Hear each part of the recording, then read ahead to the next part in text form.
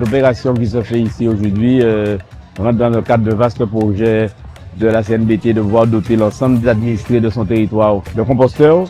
Et également incite les administrés à jardiner au naturel, à produire donc des fruits et légumes dans leur jardin et à refaire, on va dire, corps avec la nature.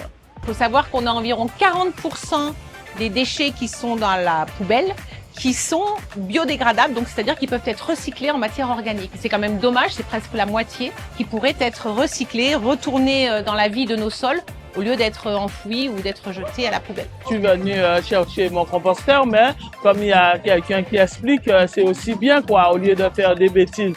J'étais venu au marché pour voir un peu ce qu'il proposait comme produit frais et j'ai vu qu'il parlait du composteur.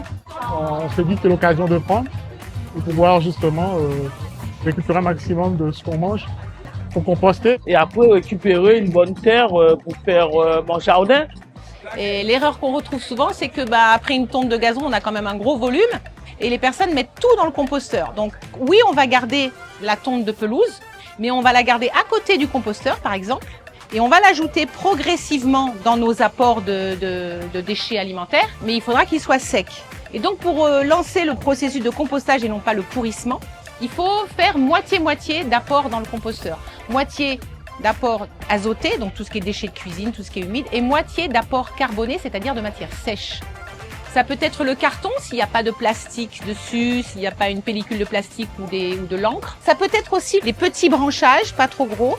Plus on coupe en petits morceaux, mieux c'est. Mais la volonté de la CNBT, c'est de faire de ce territoire un territoire de haute qualité environnementale. Et c'est la raison pour laquelle nous insistons pour que les administrés prennent de bonnes habitudes, ne plus jeter comme ça se faisait par le passé, qu'on arrive à collecter, à traiter, à trier, de façon à pouvoir avoir un territoire propre, un territoire qui puisse être agréable à vivre. Donc le président Guy Losbar fait de ces opérations des opérations phares pour justement réduire la quantité de déchets produits et préserver au mieux notre environnement.